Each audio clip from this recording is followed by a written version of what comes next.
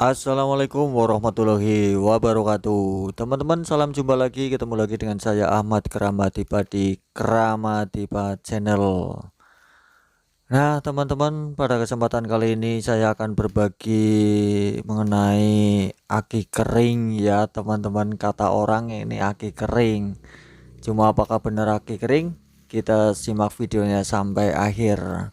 Jangan lupa untuk like, subscribe, komen, dan share.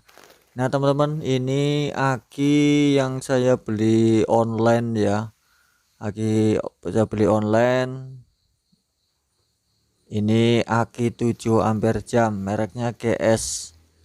Ya, di sini ada tulisannya uh, VRLA ya, Valve Regulated Lead Acid Battery. Nah, ini kita bongkar isinya apa saja, teman-teman. Nah, ini wah, ternyata kemasannya cukup simple ya. Nah, ini kata orang aki kering. Loh, kok ada elektrolitnya?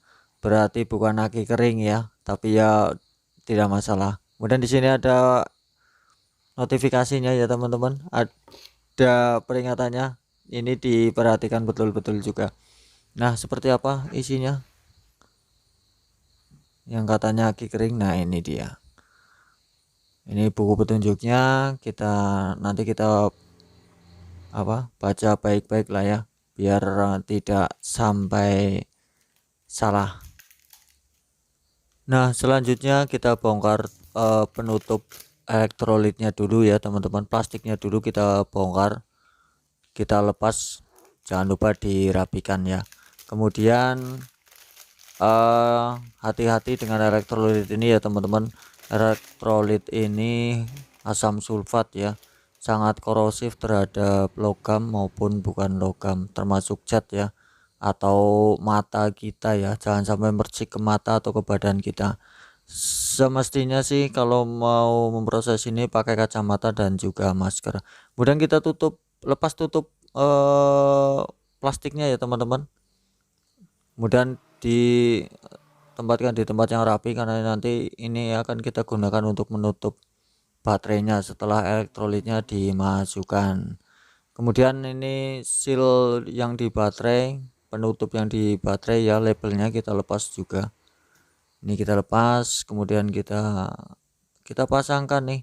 Untuk elektrolitnya kita pasangkan terbalik seperti ini. Mau posisinya seperti apa, yang penting posisi terbalik, dan jangan lupa jangan dilobangi. Untuk sealnya ini, yang ini nih, jangan dilobangi, biarkan nanti dilobangi oleh pelubang atau pencoblos yang ada di dalam lubang baterainya. Jadi kita tinggal menekan saja, teman-teman.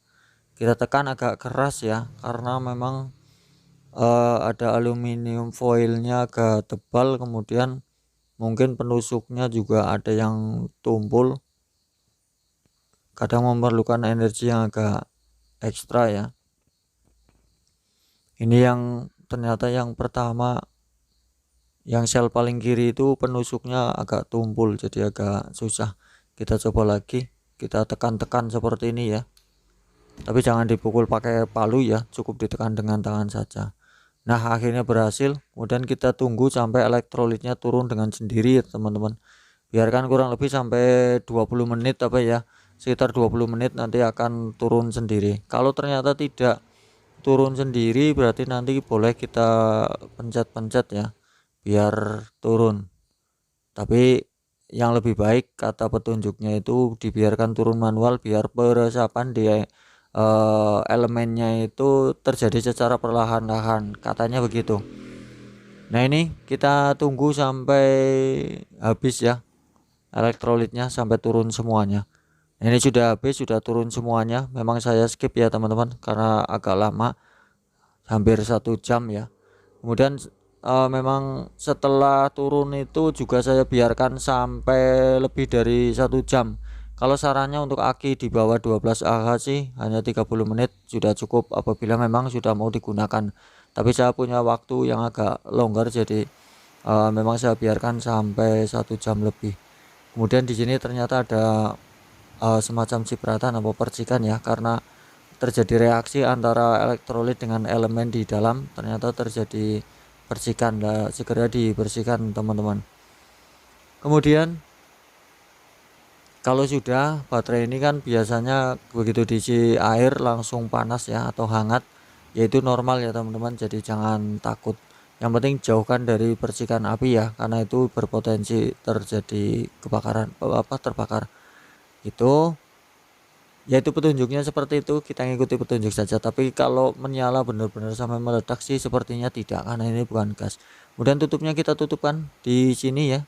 Ini tutupnya elektrolit yang tadi yang di awal kita sampaikan untuk dirapikan atau jangan sampai tercecer.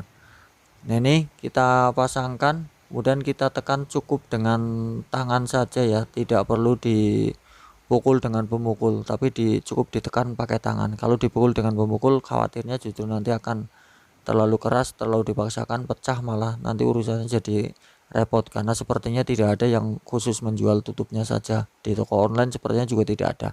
Kemudian kita lap kembali biar lebih bersih lah ya teman-teman. Kemudian sekarang kita jadi tahu bahwa yang katanya motor pakai aki kering ternyata bukan aki kering juga. Kalau mau tahu aki kering itu apa? Aki kering itu ya baterai HP, itu namanya aki kering, atau baterai jam itu aki kering, baterai kering ya. Lalu kita ukur tegangannya nih teman-teman, berapa volt nih. Ini belum dicas sama sekali loh ya. Nih 12,65. Berarti tegangannya langsung standar. Nah, ada yang bertanya, bolehkah langsung digunakan? Sebenarnya boleh. Tapi kalau saran dari pabriknya, termasuk saran saya juga, jangan langsung digunakan atau dibebani dengan beban yang besar. Tapi lakukanlah pengecasan sampai dengan 100%. Nah, buat teman-teman yang tidak punya charger tapi punya PLTS, nah seperti saya nih, saya tidak punya charger baterai khusus, tapi saya punya PLTS, jadi saya mengecas baterai ini menggunakan SCC ya, Solar Charge Controller.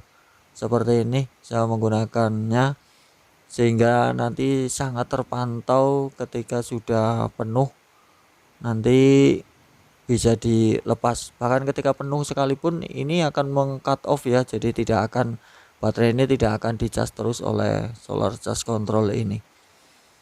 Nah teman-teman,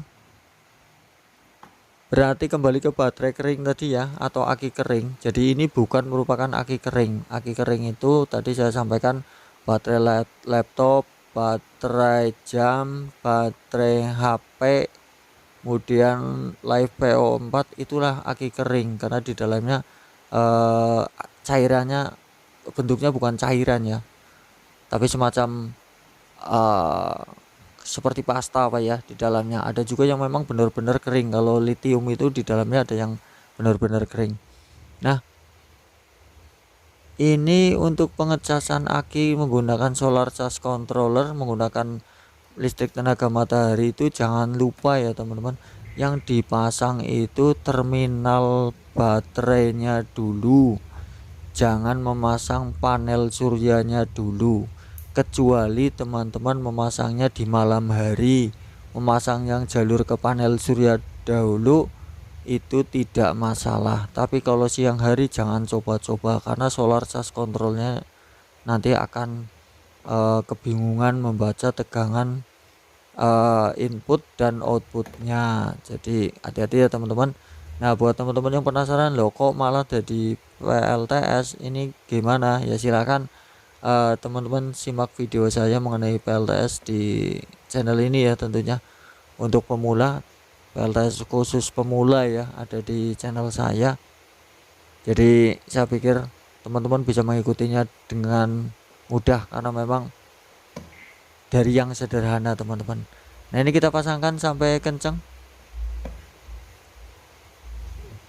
Nah, ini di sini terbaca tegangannya 12,9 ya teman-teman, walaupun tadi di multitester 12,6. Biasa terjadi selisih, mungkin alatnya memang kurang akurat ini untuk SCC nya. Lalu selanjutnya kita cas sampai penuh. Nah teman-teman, setelah mengecas sampai penuh selama kurang lebih 1 hari ya, saya agak lupa, sudah penuh, kemudian akan kita pasangkan di runmore saya ya. Ini teman saya mengais rezeki setiap hari ini. Ini baterainya menggunakan aki biasa ya, elektrolit ya, atau istilahnya aki kuah karena menggunakan elektrolit seperti biasa. Ini kondisinya sudah ngedrop atau penyimpanan setrumnya tidak maksimal, maka harus segera saya ganti. Sebenarnya tanpa aki ini pun ya kendaraan ini tetap bisa berfungsi, tetap bisa nyala dengan cara diselah ya, bukan tanpa aki, maksudnya kondisi aki ngedrop pun sebenarnya bisa, tapi merepotkan karena ngeselahnya kickstarternya cukup berat juga teman-teman. Nah ini kita lepas. Untuk teman-teman yang motornya berbeda berarti nanti menyesuaikan saja untuk pembongkarannya. Nah kalau teman-teman yang tidak punya charger, kita bandingkan dulu teman-teman. Nih GM7B, yang satunya GM7B 4BS, yang satu hanya 4B ya. Berarti sesuai nih. Buat teman-teman yang bertanya, nah ini bisa nggak langsung dipasang di motor, ngecasnya langsung di motor bisa nggak? Bisa, tapi kalau saran saya begitu dipasang jangan digunakan untuk starter, biarkan mesin dihidupkan dengan kickstarter, kemudian biarkan sampai kira-kira ya mungkin setengah jam ya motor dalam kondisi stasioner, sehingga aki itu terisi tanpa dibebani. Itu juga sama saja mengecas sebenarnya. Itu wong kalau di iklannya justru isi langsung start kayak gitu, tapi ada anjuran sebenarnya dicas dulu sampai penuh biar lebih efektif.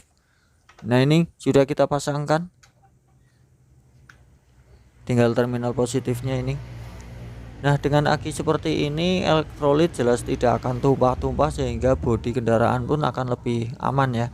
Ini sasi seperti itu tidak akan terciprat oleh air aki, sehingga tidak akan korosi ya teman-teman. Kita pasangkan dengan rapi, dengan kencang, kemudian kita akan coba menyalakan klakson dulu dari beban yang ringan dulu. Nah kalau sudah, berarti kita akan coba beban yang lain. Nah lampu nyala. Nah ini belum starter nih, kemudian kita akan coba untuk menyalakan starter ya teman-teman. Nah ternyata nyala. Nah berarti sudah oke, tidak ada masalah. Demikian teman-teman, mudah-mudahan bermanfaat. Assalamualaikum warahmatullahi wabarakatuh.